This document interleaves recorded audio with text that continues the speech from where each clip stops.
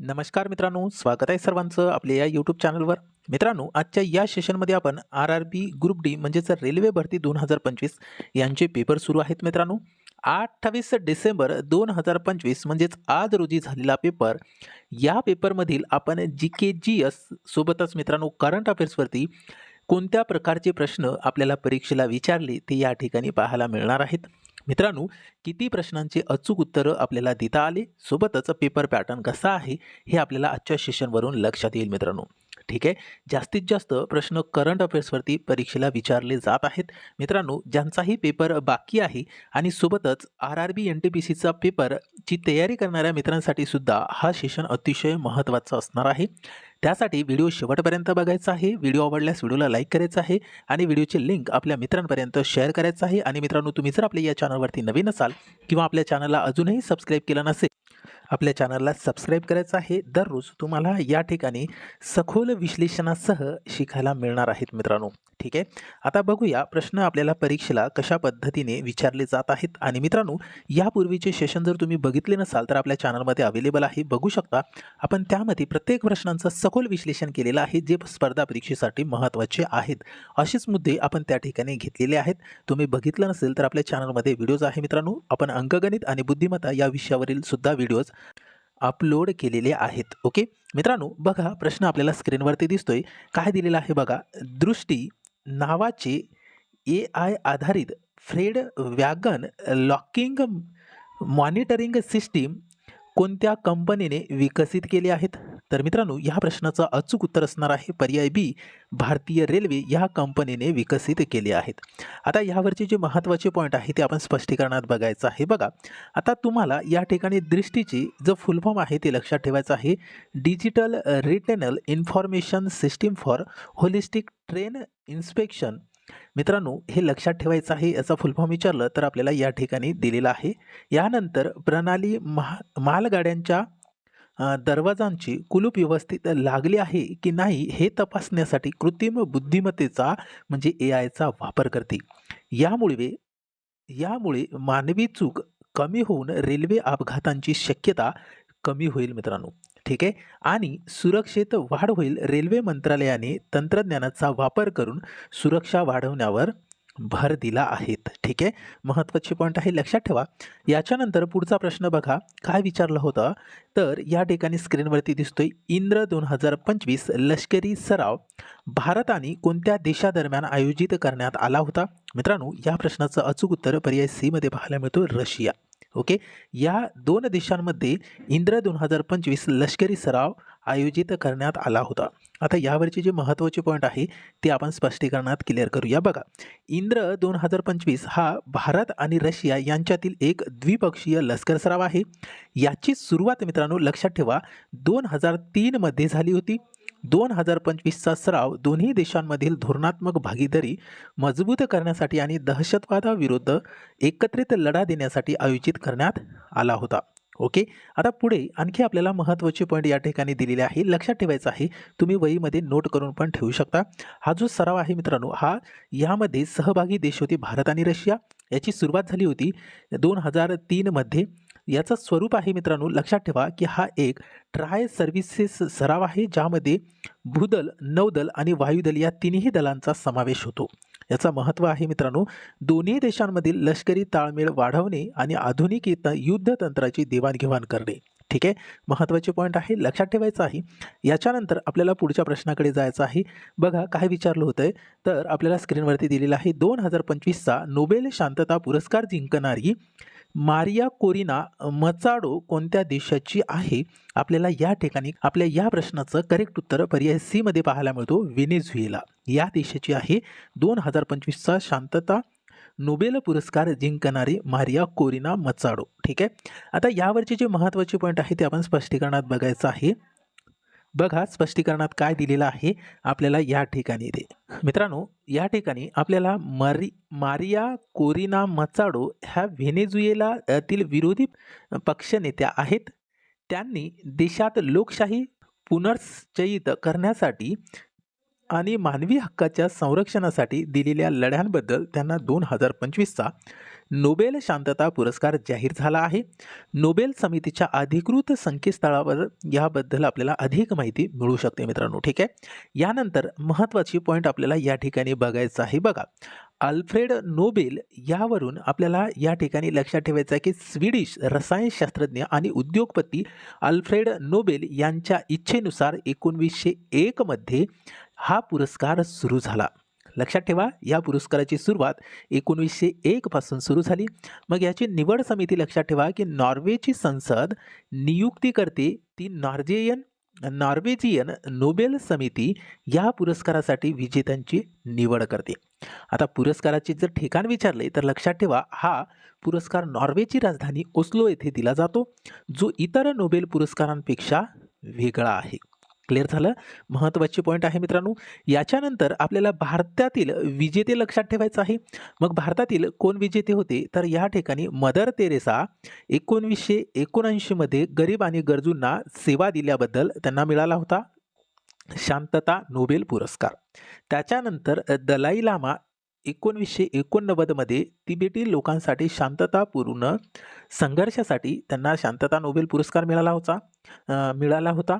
त्याच्यानंतर मित्रांनो, कैलास सत्यार्थी 2014 मध्ये बाल हक्कांसाठी आणि बालमजुरी विरोधी लढ्यातील मुलाला युसुफ झाई यांच्यासोबत त्यांना हा पुरस्कार मिळाला होता 2014 मध्ये शांतता नोबेल पुरस्कार. ठीक आहे. महत्त्वाची पॉईंट आहे मित्रांनो, लक्षात ठेवायचं आहे. मित्रांनो, पुढचा प्रश्न पाहण्याआधी तुम्हाला जर दररोज अशाच पद्धतीने सखोल विश्लेषणासह आपल्या या यूट्यूब चॅनलवरती दररोज फ्रीमध्ये शिकायचे असेल तर मित्रांनो, आपल्या या इग्नाईट करिअर पॉईंट यूट्यूब चॅनलला सबस्क्राईब करायचं आहे.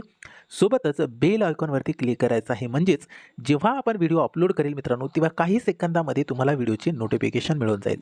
त्यासाठी जर तुम्हाला अंकगणित बुद्धिमत्ता आणि सोबतच मित्रांनो GK GSची सखोल विश्लेषणासह तयारी करायची असेल ते पण फ्रीमध्ये, तर आपल्या या यूट्यूब चॅनलला सबस्क्राईब करून ठेवायचं आहे. यानंतर आपल्या टेलिग्राम ग्रुपला सुद्धा जॉईन करायचं आहे. त्याची लिंक व्हिडिओच्या डिस्क्रिप्शन बॉक्समध्ये दिलेली आहे.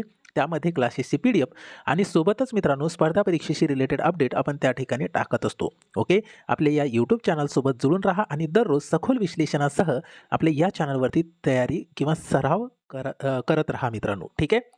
आता ह्याच्यानंतर आपल्याला पुढचा प्रश्न बघायचा आहे. काय विचारलं होतं परीक्षेला की भारतातील पहिले पूर्णपणे सौर ऊर्जेवर चालणारे प्राणी संग्रहालय कोणत्या राज्यात बांधले जाईल? तर मित्रांनो, या प्रश्नाचं उत्तर पर्याय B मध्ये पाहायला मिळतो, कर्नाटक. ओके, आता यावरची जी महत्त्वाची पॉईंट आहे ते आपल्याला लक्षात ठेवायचं आहे. बघा, काय दिलेलं आहे की कर्नाटक सरकारने शाश्वत ऊर्जेला चालना देण्यासाठी हे पाऊल उचलले आहेत. हे प्राणी संग्रहालय आपल्या सर्व गरजा सौर ऊर्जेद्वारे पूर्ण करेल, ज्यामुळे कार्बन उत्सर्जनही कमी होण्यास मदत होईल आणि म्हैसूरमधील प्राणी संग्रहालयाने याआधीच या सौर ऊर्जेचा वापर सुरू केला आहे. महत्त्वाचे पॉईंट आहे मित्रांनो, लक्षात ठेवायचं आहे. याच्यानंतर पुढचा प्रश्न करंट अफेअर्सवरचा प्रश्न विचारला होता.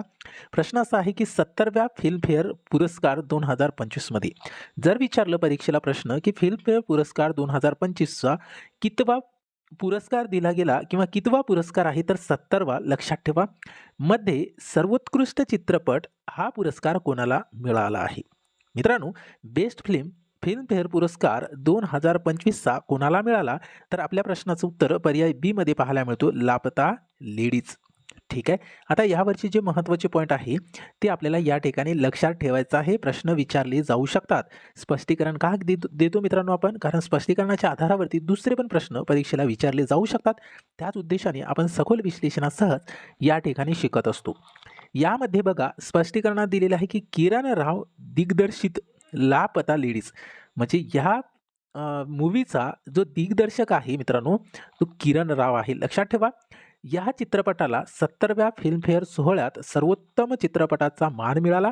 हा चित्रपट सामाजिक विषयावरील हलक्या फुलक्या मांडणीसाठी गाजला. तसेच हा चित्रपट ऑस्कर 2025 साठी भारताची अधिकृत एंट्री म्हणून देखील निवडला गेला होता. या ठिकाणी आपल्याला महत्त्वाची पॉईंट लक्षात ठेवायची आहे मित्रांनो. ठीक आहे. याच्यानंतर पुढचा प्रश्न बघा.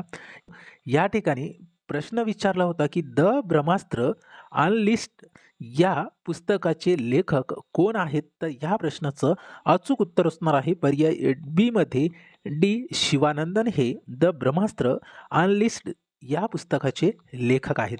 आता यावरचे जे महत्त्वाचे पॉईंट आहे ते आपण स्पष्टीकरणात क्लिअर करूया. बघा, आत्ताच बघितलं आपण या पुस्तकाचा लेखक आहे डी शिवानंदन. हे महाराष्ट्र केडरचे माजी IPS अधिकारी आणि महाराष्ट्राचे माजी पोलीस संचालक आहेत. विषय आहे मित्रांनो, या पुस्तकात भारताच्या अंतर्गत सुरक्षेसमोर आलेली असलेली आव्हाने आणि पोलीस दलाची आधुनिकीकरण यावर प्रकाश टाकण्यात आला आहे. ठीक आहे, महत्त्वाचे प्रश्न आहे आणि महत्त्वाचेच आपण या ठिकाणी विश्लेषण केलेलं आहे. यानंतर आपल्याला पुढचा प्रश्न बघायचा आहे. बघा काय विचारलं होतं परीक्षेला, की मिसेस युनिव्हर्सची 48वी स्पर्धा कुठे आयोजित करण्यात आली होती? तर या प्रश्नाचं अचूक उत्तर आपल्याला पर्याय सी मध्ये पाहायला मिळतो. फिलिपिन्स या ठिकाणी मिसेस युनिव्हर्सची 48वी स्पर्धा आयोजित करण्यात आली होती. आता यावरचे जे महत्त्वाचे पॉईंट आहे ते आपण स्पष्टीकरणात बघायचं आहे. बघा, ठिकाण लक्षात ठेवा की फिलिपिन्सची राजधानी मनिला येथे ही स्पर्धा पार पडली. याचा उद्देश होता मित्रांनो की मिसेस युनिव्हर्स ही स्पर्धा केवळ सौंदर्यासाठीच नसून महिला सक्षमीकरण आणि घरगुती हिंसाचाराविरुद्ध जनजागृती करण्यासाठी आयोजित केली जाते. यामागचा महत्त्वाचा उद्देश आपल्याला लक्षात ठेवायचा आहे. याच्यानंतर आपल्याला पुढचा प्रश्न बघायचा आहे. काय विचारलं होतं परीक्षेला? बघा, भारत आणि कोणत्या देशाने तरुण शास्त्रज्ञासाठी रामानुजन फेलोशिप सुरू केली आहेत? मित्रांनो, या प्रश्नाचं अचूक उत्तर आपल्याला पर्याय डी मध्ये पाहायला मिळतो, ब्रिटन. ठीक आहे, आता यावरचे जे महत्त्वाचे पॉईंट आहे ते आपण स्पष्टीकरणात बघायचं आहे. बघा, काय दिलेलं आहे की नाव जर विचारलं तर लक्षात ठेवा, महान भारतीय गणितज्ञ श्रीनिवास रामानुजन यांच्या स्मरणार्थ ही फेलोशिप सुरू करण्यात आली आहे. याचा उद्देश आहे मित्रांनो की भारत आणि ब्रिटन म्हणजे UK मधील तरुण संशोधकांमध्ये वैज्ञानिक सहकार्य वाढवणे आणि नाविन्यपूर्ण संशोधनाला प्रोत्साहन देणे हे यामागचा महत्त्वाचा उद्देश आहे. ओके, आता ही घोषणा लक्षात ठेवा की काय घोषणा या ठिकाणी आपल्याला लक्षात ठेवायचं आहे की भारत UK विज्ञान आणि तंत्रज्ञान परिषदेदरम्यान या उपक्रमाची अधिकृत घोषणा केली आहेत. ठीक आहे, महत्त्वाचे पॉईंट आहे, लक्षात ठेवायचं आहे. याच्यानंतर आपल्याला पुढचा प्रश्न बघायचा आहे. काय विचारलं होतं परीक्षेला? तर बघा, स्क्रीनवरती दिसतोय की भारताच्या प्रजासत्ताक दिनी 2026 मध्ये उर्सुला वॉन डेर लेयन यांच्यासह कोणाला प्रमुख पाहुणे म्हणून आमंत्रित करण्यात आले आहेत? मित्रांनो, करंट अफेअर्सवरचा हा प्रश्न आहे. तर या ठिकाणी आपल्या प्रश्नाचं करेक्ट उत्तर पर्याय सी मध्ये पाहायला मिळतो. अँटोनियो कोस्टा यांना भारताच्या प्रजासत्ताक दिनी 2026 मध्ये आमंत्रित करण्यात आले आहेत. आता यावरचे महत्त्वाचे पॉईंट आपण स्पष्टीकरणात बघायचं आहे. बघा, प्रमुख पाहुणे जर म्हटलं तर लक्षात ठेवा अँटोनियो कोस्टा हे युरोपियन काउन्सिलचे अध्यक्ष आहेत. सहपाहुणे जर विचारलं तर उर्सुला वॉन डेर लेयन या युरोपियन कमिशनच्या अध्यक्षा आहेत. ओके, महत्त्वाचे पॉईंट आहे, लक्षात ठेवा. यानंतर याचा महत्त्व आपल्याला लक्षात ठेवायचं आहे. महत्त्व असं आहे की 2026च्या प्रजासत्ताक दिनी प्रथमच युरोपियन युनियनच्या 2 सर्वोच्च नेत्यांना प्रमुख पाहुणे म्हणून आमंत्रित करण्यात आले आहेत, जे भारत आणि UK यांच्यामधील संबंध किंवा वाढती जवळीक दर्शवते. ठीक आहे, महत्त्वाचे प्रश्न आहे मित्रांनो, लक्षात ठेवायचं आहे. याच्यानंतर पुढचा प्रश्न बघा, काय विचारलं होतं परीक्षेला की राफेल लढाऊ विमान उडवणाऱ्या द्रौपदी मुर्मू भारताच्या कोणत्या राष्ट्रपती बनल्या आहेत? तर या ठिकाणी आपल्या प्रश्नाचं उत्तर पर्याय ए मध्ये पाहायला मिळतो, प्रथम बनल्या आहेत. ओके, आता यावरचे महत्त्वाचे पॉईंट आपल्याला लक्षात ठेवायचं आहे. तर बघा काय दिलेलं आहे स्पष्टीकरणामध्ये, तर त्यांनी एक विक्रम केलेला आहे की राष्ट्रपती द्रौपदी मुर्मू यांनी राफेल विमान उडवणारी पहिली भारतीय राष्ट्रपती ठरवण्याचा मान मिळवला आहे. इतर संदर्भ लक्षात ठेवा की यापूर्वी डॉक्टर APJ अब्दुल कलाम आणि प्रतिभाताई पाटील यांनी सुखोई 30 MKI विमानाने उड्डाण केले होते. हे महत्त्वाचे पॉईंट आहे, लक्षात ठेवा.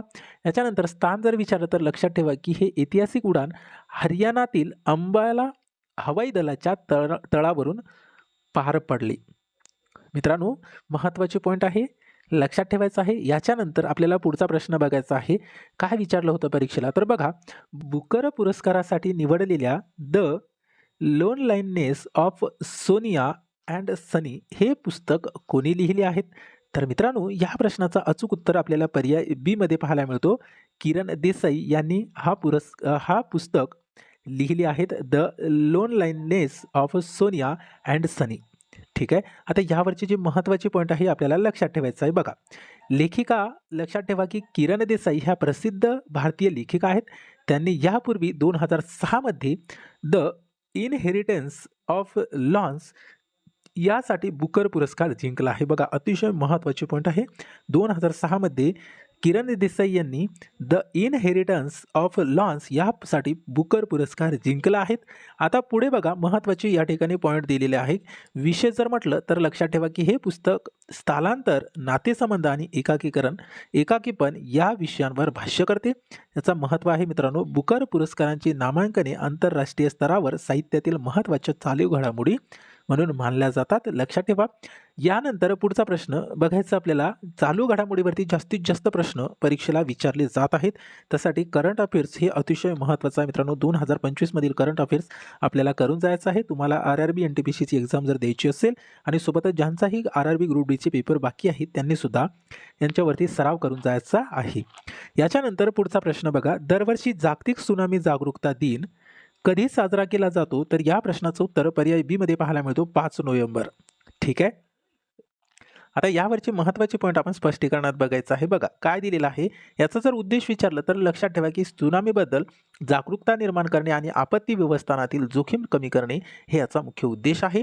आता याची घोषणा कधी करण्यात आली किंवा घोषणा कधी झाली तर संयुक्त राष्ट्राने 2015 मध्ये हा दिवस साजरा करण्यास सुरुवात केली. तर याचा संदर्भ काय आहे तर 1854 मध्ये जपानमधील इनामपुरानोही या घटनेच्या स्मरणार्थ ही तारीख निवडली गेली आहे. अतिशय महत्त्वाचे पॉईंट आपण या ठिकाणी घेतलेले आहेत मित्रांनो. ठीक आहे. याच्यानंतर पुढचा प्रश्न बघायचा आपल्याला. काय विचारलं होतं परीक्षेला तर बघा, स्वस्वस्त खेती समृद्ध शेतकरी हे नवीन घोषवाक्य कोणत्या राज्याने निवडले आहे? हे नवीन घोषवाक्य कोणत्या राज्याने निवडले आहे? तर मित्रांनो या प्रश्नाचा अचूक उत्तर पर्याय सी मध्ये पाहायला मिळतो, महाराष्ट्र. ठीक आहे. आता यावरचे जे महत्त्वाचे पॉईंट आहे ते आपल्याला लक्षात ठेवायचं आहे. बघा याचा उद्देश आहे मित्रांनो, शाश्वत शेती, सेंद्रिय पद्धती आणि शेतकऱ्यांचे उत्पन्न वाढवण्यासाठी राज्य सरकारने हा उपक्रम राबवला आहे. याचा महत्त्व आहे मित्रांनो, कृषी विभागाच्या योजनांना अधिक प्रभावीपणे लोकांपर्यंत पोहोचवण्यासाठी या नवीन घोषवाक्यांचा वापर केला जात आहे. ठीक आहे. याच्यानंतर आपल्याला पुढच्या प्रश्नाकडे जायचं आहे. काय विचारलं होतं तर बघा, 22वी अखिल भारतीय TDS परिषद कोणत्या शहरात आयोजित करण्यात आली होती? तर या प्रश्नाचं उत्तर पर्याय सी मध्ये पाहायला मिळतो, भोपाळ. ओके, या शहरात आयोजित करण्यात आली होती. आता यावरचे जे महत्त्वाचे पॉईंट आहे आपल्याला लक्षात ठेवायचं आहे. बघा आयोजक कोण होते तर प्राप्तिकर विभाग म्हणजे इन्कम टॅक्स डिपार्टमेंट हे आयोजक होते. विषय काय होता तर मित्रांनो, टॅक्स डिडक्ट ॲट सोर्स म्हणजेच TDS हे याचा फुल फॉर्म आहे. टॅक्स डिडक्ट ॲट सोर्स प्रणाली अधिक सुलभ करणे हा आणि कर अनुपालनाबाबत चर्चा करणे हा याचा मागचा विषय होता. महत्त्व आहे मित्रांनो, लक्षात ठेवा. भोपाळ हे मध्य प्रदेशातील प्रशासकीय केंद्र असल्याने अशा राष्ट्रीय परिषदांसाठी महत्त्वाचे ठिकाण ठरत आहेत. ओके. याच्यानंतर आपल्याला पुढचा प्रश्न बघायचा आहे. काय विचारलं होतं परीक्षेला तर बघा, हरियाणा राज्य महिला आयोगाची ब्रँड अँबॅसेडर म्हणून कोणाची नियुक्ती करण्यात आली आहे? तर मित्रांनो या प्रश्नाचं उत्तर पर्याय बी मध्ये पाहायला मिळतो, शिफाली वर्मा यांची हरियाणा राज्य महिला आयोगाची ब्रँड अँबॅसेडर म्हणून नियुक्ती करण्यात आली आहे. आता यावरचे जे महत्त्वाचे पॉईंट आहे ते आपण स्पष्टीकरणात बघणार आहोत. तर बघा काय दिलेलं आहे. याची ओळख आहे मित्रांनो, शिफाली वर्मा ही एक भारतीय महिला क्रिकेट संघातील एक स्फोटक फलंदाज आहेत. आता यावरचे पुढे महत्त्वाचे या ठिकाणी मुद्दे आपल्याला बघायचा आहे की याच्या मागचा हेतू आहे खेळाच्या माध्यमातून महिलांचे सक्षमीकरण करणे आणि तरुण मुलींना प्रेरणा देणे हे यामागचा हेतू आहे. राजकीय संदर्भ जर बघितलं की हरियाणा सरकारने क्रीडापटूंना सन्मान म्हणून ही एक नियुक्ती केली आहे. महत्त्वाचे प्रश्न आहे मित्रांनो, लक्षात ठेवा. याच्यानंतर आपल्याला पुढच्या प्रश्नाकडे जायचं आहे. प्रश्न असा होता की पद्मश्री पुरस्कार विजेत्या सालुमारदा थिमक्का हे कोण होत्या? तर मित्रांनो या ठिकाणी आपल्या प्रश्नाचं करेक्ट उत्तर पर्याय सी मध्ये पाहायला मिळतो, पर्यावरणवादी. ठीक आहे. आता यावरचे जे महत्त्वाचे पॉईंट आहे ते आपण स्पष्टीकरणात बघूया. बघा कार्य आहे त्यांचा की त्यांनी कर्नाटक महामार्गाच्या कडेला शेकडो वडांची झाडे लावली आणि त्यांचे संगोपन केले. त्यांचं टोपण नाव आहे मित्रांनो, त्यांना प्रेमाने वृक्षमाता म्हणून ओळखले जाते. ठीक आहे, लक्षात ठेवा. महत्त्वाचा प्रश्न आहे. याच्यानंतर त्यांना सन्मान काय मिळाला तर मित्रांनो, पर्यावरण क्षेत्रातील निस्वार्थ सेवेसाठी आणि भारत सरकारने त्यांना पद्मश्री पुरस्काराने सन्मानित केले आहे. ठीक आहे, महत्त्वाचे पॉईंट आहे. याच्यानंतर पुढचा प्रश्न बघायचा आपल्याला. काय विचारलं होतं परीक्षेला तर बघा, भारताचे पहिले नदी टर्मिनल कुठे सुरू झाले आहेत? तर या प्रश्नाचं उत्तर आपल्याला पर्याय सी मध्ये पाहायला मिळतो, गुवाहाटी. या ठिकाणी भारताचे पहिले नदी टर्मिनल हे सुरू झाले आहेत. यावरचे महत्त्वाचे पॉईंट आपण स्पष्टीकरणात बघणार आहोत. बघा नदी हे टर्मिनल ब्रह्मपुत्रा नदीवर बांधण्यात आले आहेत. लक्षात ठेवा. फायदा आहे याचा, की यामुळे जलवाहतुकीला चालना मिळते आणि ईशान्य भारताचा व्यापार सुलभ होईल. ठीक आहे. प्रकल्प आहे मित्रांनो अंतर्देशीय जलमार्ग प्रकल्पांतर्गत हे एक महत्त्वाचे पाऊल आहे. ठीक आहे. महत्त्वाचा प्रश्न आहे. याच्यानंतर पुढचा प्रश्न बघायचा आपल्याला काय विचारलं होतं तर बघा गरुड 2025 लष्करी सराव भारत आणि कोणत्या 2 देशादरम्यान आयोजित केला जातो? तर मित्रांनो या प्रश्नाचं उत्तर पर्याय बी मध्ये पाहायला मिळतो फ्रान्स. ओके. आता ह्यावरचे महत्त्वाचे पॉईंट आपण स्पष्टीकरणात बघायचं आहे. तर बघा मित्रांनो फ्रान्स हा भारत आणि फ्रान्स यांच्यातील हवाई दलाचा एक द्विपक्षीय सराव आहे. यांचा महत्त्व आहे की दोन्ही देशांच्या हवाई दलांमधील ताळमेळ आणि लढाऊ विमानाच्या कार्यक्षमतेची चाचणी घेण्यासाठी हा सराव दरवर्षी महत्त्वाचा असतो. ओके. महत्त्वाचे प्रश्न आहे. यानंतर याचा विशेष बघायचा आपल्याला की यामध्ये राफेल सारख्या प्रगत विमानांचा प्रामुख्याने समावेश केला जातो. अशा पद्धतीने परीक्षेला प्रश्न विचारले जात आहेत. मित्रांनो आजच्या या सेशनमध्ये आपण महत्त्वाचे प्रश्न बघितले जे स्पर्धा परीक्षेसाठी महत्त्वाचे सोबतच RRB NTPCची तयारी करत असाल त्यांच्यासाठी आणि ज्यांचा RRB ग्रुप डीचा पेपर बाकी आहे त्यांच्यासाठी सुद्धा महत्त्वाचा सेशन होता. ओके. तर अशाच पद्धतीने दररोज तुम्हाला सखोल विश्लेषणासह आपल्या या इग्नाइट करिअर पॉईंटमध्ये शिकण्यासाठी आपल्या या यूट्यूब चॅनलला सबस्क्राईब करायचं आहे. सोबतच बेल आयकॉनवरती क्लिक करायचं आहे म्हणजे जेव्हा आपण व्हिडिओ अपलोड करतो मित्रांनो तेव्हा काही सेकंदामध्ये तुम्हाला व्हिडिओचे नोटिफिकेशन मिळून जाते. ठीक आहे. आपण आपल्या या चॅनलवरती अंकगणित बुद्धिमत्ता सोबतच मराठी व्याकरण आणि GK GSची सखोल विश्लेषणासह तयारी करत असतो. आपल्या या चॅनलमध्ये तुम्हाला स्पर्धा परीक्षेशी रिलेटेड कंटेंटच पाहायला मिळेल. इतर गोष्टी आपल्याला या ठिकाणी पाहायला मिळणार नाही. त्यासाठी हा चॅनल अतिशय महत्त्वाचा आहे आपल्यासाठी स्पर्धा परीक्षेची तयारी करत असाल तर. ठीक आहे. सोबतच मित्रांनो टेलिग्राम ग्रुपला जॉईन करायचं आहे त्याची लिंक मी व्हिडिओच्या डिस्क्रिप्शन बॉक्समध्ये दिलेली आहे. त्यामध्ये आपण क्लासेसची PDF आणि सोबतच मित्रांनो आपण क्लासेसची लिंक आणि स्पर्धा परीक्षेशी रिलेटेड अपडेट त्यामध्ये टाकत असतो. ठीक आहे. अशाच पद्धतीने दररोज शिकण्यासाठी चॅनलसोबत जुळून राहा. आजच्या या सेशनमध्ये एवढंच. भेटूया समोरच्या सेशनमध्ये. Thank you so much.